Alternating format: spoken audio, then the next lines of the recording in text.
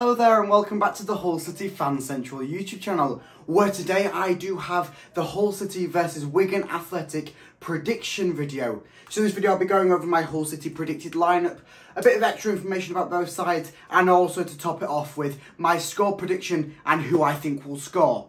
So let's break it off into my predicted Hull City lineup. So this is the lineup that I'd like to see. Whether this will happen, it's very unsure. Obviously it looks pretty much solid on that we will have Andy Dawson again. Hopefully he can make a bit of a rectifying mistake upon the 2-0 loss against Luton at the weekend. Obviously Wigan, newly promoted side, it could go either way. So in goal, I do predict Nathan Baxter. He had an okay game, pulling out some quite nice stops to keep the score as low as possible. Obviously the second goal, yeah, it was a nice goal. Can't really stop that. The first one, I see that more as a defensive error rather than a Nathan Baxter error. But he did pull out some nice saves, one especially in the first half, I believe, which was a nice one down across the goal. So yeah, Nathan Baxter in goal. Moving into our centre-backs now, we do have Jacob Greaves, who had a nice game yet again against Luton, making a few errors, but nothing too worthy of note. Partnered up with him, Sean McLaughlin. We're still hoping for him to appear, although Alfie Jones did have a very, very good game, and I do think that he could possibly start against Wigan. We've got to see Sean McLaughlin incorporated at some point. Whether that's when the new manager comes in, who knows? But yeah, Alfie Jones probably will start. Moving into our left and right back, obviously with this 4-3-3, 4-2-3-1 formation, whatever you want to call it. Obviously Callum Elder, who had another solid game against Luton. And then over on the other side, Callum Elder, who had an alright first half against Luton. If you see the matchday vlog from that one, I'll link that at the end of the video. We did talk about it at half time, that it was a solid first half performance from Coyle. He just dropped off in the second half. He had no idea what he was doing. He had no idea how to play football. He didn't even know how to cross a ball in. So yeah, Louis Coyle unfortunately will be starting at right back in my eyes. Moving into the two CDM roles, we do have obviously Regan Slater, the 50 grand man, who had a very hit and miss game, I found, against Luton. Some nice moments, but then some very, very poor moments in there as well. Hopefully he can rectify that against Wigan. Partnered up with him, Ryan Woods. Although I'd like to see Jean-Michael Seri coming in there, I don't think it will happen, especially if Andy Dawson is managing, which it does look like to be. Yeah, I do think Ryan Woods will be, fortunately and unfortunately, partnering up in that CDM role.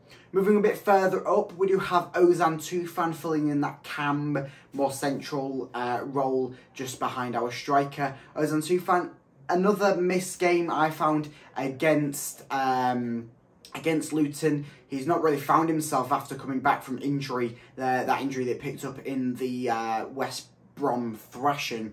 So yeah, he's not really found himself again, I've found, but hopefully he will push on and maybe find the form that we found in them early few games.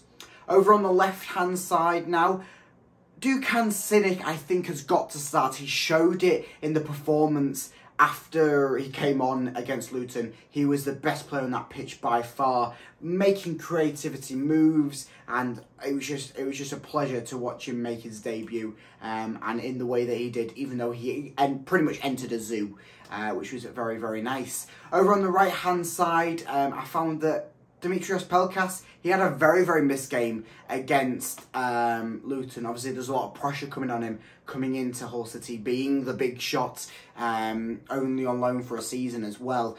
He had a very missed game after coming back from Greece. I'm not sure whether that was fatigue after playing in a few international matches and then coming back just a few days before the season kicked back off.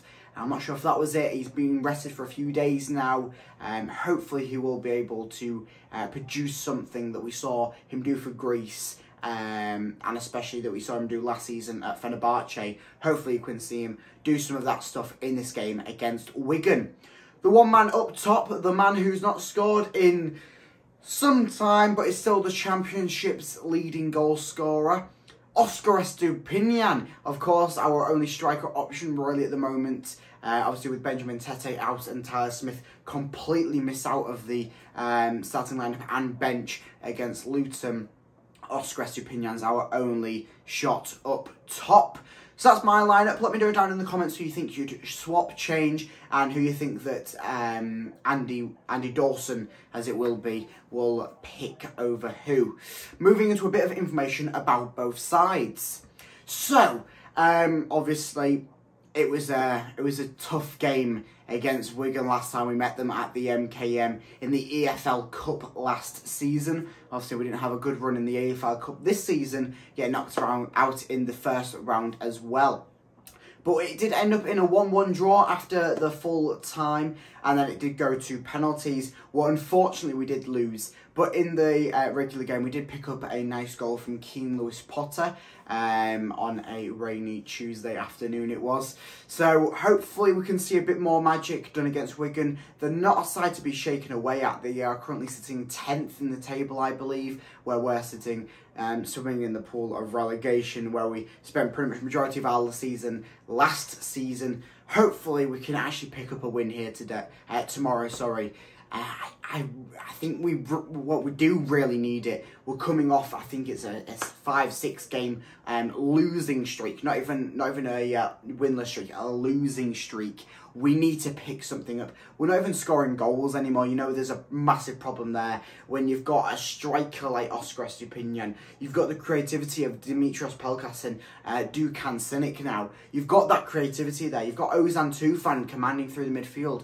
You've got some of the most well-rounded Championship players that could have been picked up in the transfer window, and we're lacking in goals. There's some problem there. I understand managerial-wise, we are looking to improve on that. We are actively looking for a manager. There's about, I think, 4 on the shortlist at the moment.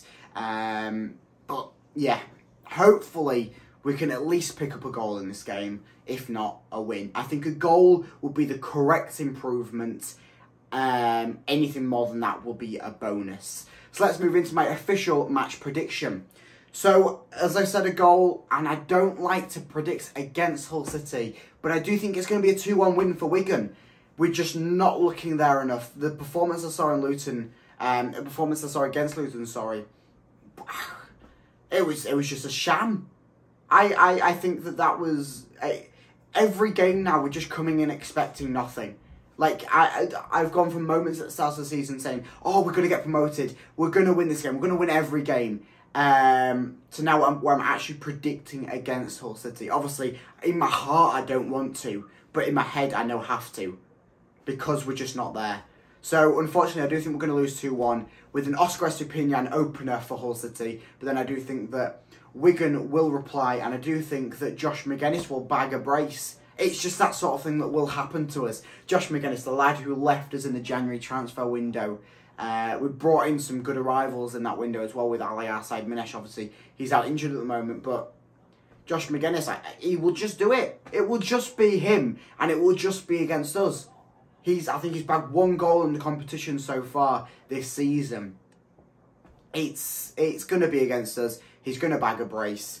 We're going to lose 2-1, and it'll be another unfortunate night. And hopefully some manager can come in and convince the side to bag a win against Huddersfield on Sunday. Huddersfield looking a very weak side at the moment. I mean, it's really, really looking like a dog's race at the moment. And we just need someone to come in, someone to put some motivation into them players. It's bad when our owner's coming out saying that our defenders cannot defend. It's bad when the man who's got the faith in the club, the man who restored the club back to what it was, is now saying that he doesn't even have faith in the club. It's bad that. Transfer window's over. We've got the players. We've got a very, very strong squad. On paper, we should have a bucket full of goals, a bucket full of wins, a bucket full of clean sheets. But none of this is happening at the moment. And it just needs to change. And it needs to change as soon as possible. New manager or not, Andy Dawson or whoever we're bringing in from the Turkish League. It needs to change, and this Wigan game has to be the start of it. I understand it's a League One side. Some people think, oh, it's League One side. If we don't win this game, we're destined for relegation. Wigan, they have improved their squad. They was walking League One pretty much. So, who knows? I think that something needs to change in this game. Not necessarily a win, but a goal and I'll be happy. A goal for Hull and I'll be happy. Whatever that be. If it's a goal and it looks like we're making improvement, even with Andy Dawson in charge, I think there is still faith in the club. If not, we'll just have to wait and see. You'll have to wait and see. So yeah, I'll have the matchday vlog out tomorrow after the game for this one. It should be, hopefully, a blessed one for Hull City, bringing us our first win in years, as it seems. But this has been the Hull City Fan Central YouTube channel. Make sure you like and subscribe so you don't miss that content and much more, as we're on the hunt for a new manager, as it seems. But this has been the Hull City Fan Central YouTube channel. Goodbye.